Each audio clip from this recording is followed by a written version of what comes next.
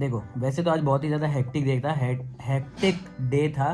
But hectic जैसा मतलब hectic day वो होता है ना जिसमें तुम लोग बहुत ही ज़्यादा बिजी हो, बहुत ही ज़्यादा काम करो। काम धाम मेरा कुछ भी नहीं हुआ, मैं ना मेरी वीडियो बनी।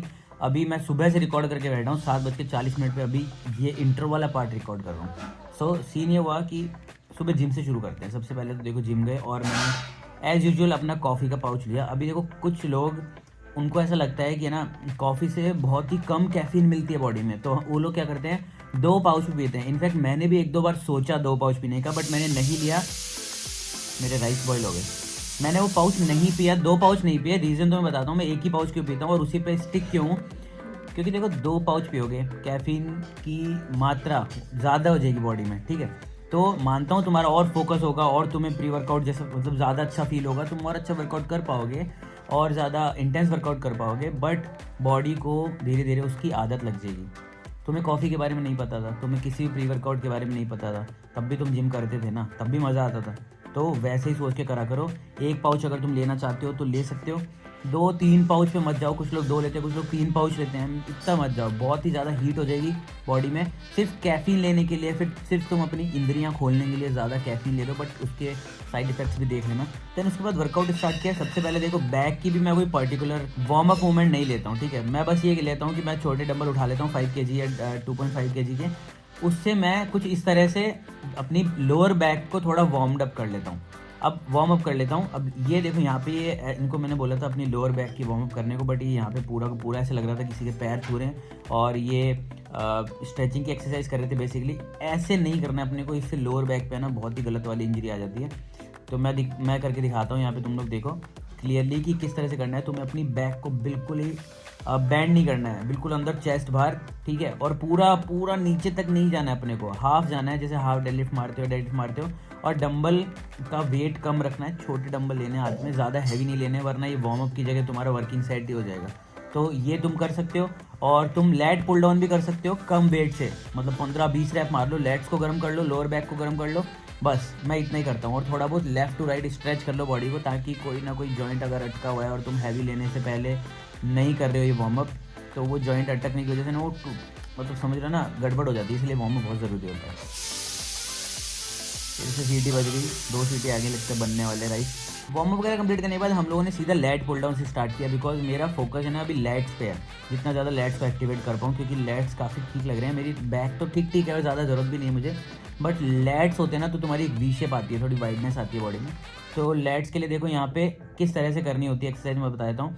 ये लेट बार होती है, ठीक है, लेट बार बोलते हैं इसको। और इसमें क्या होता है, ज़्यादा वाइड नहीं पकड़ना। कुछ लोग ज़्यादा वाइड पकड़ते हैं तो वो नीचे लेके आते हैं ना, तो ऐसे हाथ 90 डिग्री के होने की बजाय ऐसे जा रहा होता है, यूँ, समझ रहे हो। तो अपने को यूँ नहीं करना है, यूँ करने से ज़्यादा लैट एक्टिवेट नहीं होते। कुछ लोगों को लगता है जितना ज़्यादा वाइड पकड़ेंगे उतना ज़्यादा लैट्स वाइड होंगे हमारे, ना ऐसा बिल्कुल भी नहीं होता है। तुम लोग इसे थोड़ा सा पास में से पकड़ा करो। पास में से पकड़ने के बाद क्या होगा कि जब तुम इसे नीचे लेकर आओगे ना, तो तुम्हारे लैट्स ऐसे पूरे स्क्वीज होंगे और हाइपर टेंशन बनेगी, हाइपरट्रॉफी क्रिएट होगी। तो वही अपने को करना है, अपने को वाइड वाइड पकड़ के और शो ऑफ नहीं करना है, या फिर इतना। कुछ लोग तो बिल्कुल वाइड पकड़ लेते हैं, यहाँ पे देखो ये वाइड ही पकड़ रहे थे, मैंने इनको क्लोज करवाया है। तो इतना वाइड नहीं पकड़ना अपने को, इसका कोई सेंस नहीं है। तुम प्रॉपरली लाइक स्क्वीज़ नहीं कर पाओगे, तुम्हारी मसल में टेंशन नहीं होगी, एंड देन कैसे ग्रो होगी ना वो, तो वो नहीं करना है। उसके बाद हम लोगों ने यहाँ पे बेंट ओवर रो लिया। बेंट ओवर रो डायरेक्टली ले लिया यहाँ पे। अब बेंट ओवर रो में क्या था बेसिकली, ज़्यादा मैं कोशिश कर रहा था कि जैसे एक तो फ्री मूवमेंट होती है, तुम बारबल से करते हो, एक होती है स्मिथ मशीन पे।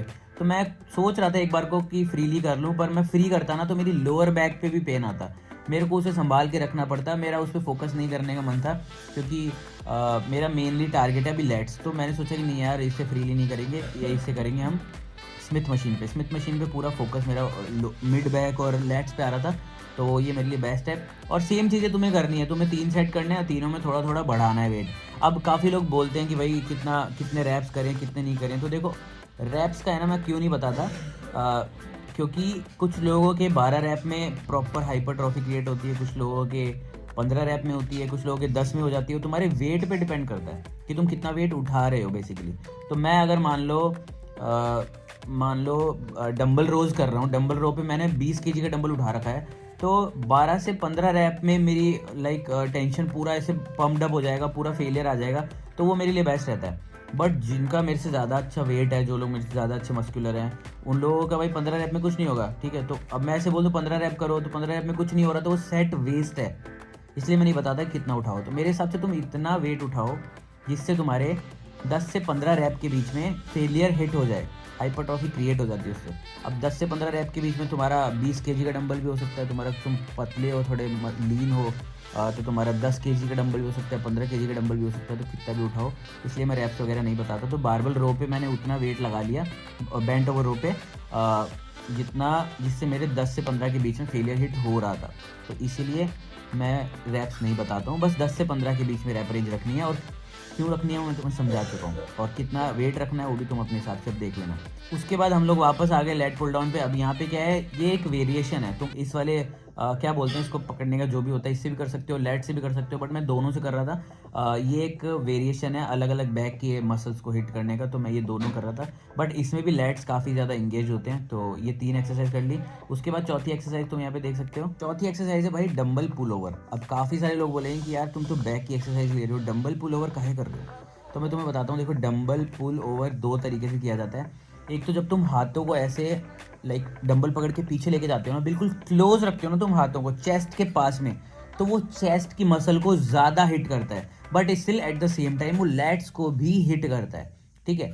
अब तुम लोग बोलोगे चेस्ट को ज़्यादा हिट कर रहा है, लैट्स को कम हिट कर रहा है, तो भी ओवरऑल चेस्ट पे आ रहा है प्रेशर। नहीं, वो मेरे कहने का मतलब है, अगर तुम हाथों को चेस्ट के पास में रखते हो तो वो चेस्ट को ज़्यादा हिट करता है, लैट्स को कम। बट अगर हाथों को थोड़ा सा लाइक जो तुम्हारी क्या बोलते हैं एल्बो को क्लोज ना रख के वाइड रखते हो, तो तुम्हारे लैट्स पे हिट करता है वो, समझ रहे हो। एल्बो को क्लोज रखो, चेस्ट पे हिट करेगा, एल्बो को वाइड रखो, वो लैट्स पे हिट करेगा। तो इसीलिए हम लोग मतलब लैट्स के लिए ही कर रहे थे पुल ओवर। तो काफ़ी सारे लोगों को ऐसा लगता है कि नहीं ये सिर्फ चेस्ट के लिए, तो नहीं है, चेस्ट के लिए नहीं है, तुम दोनों में यूज़ ले सकते हो इसको।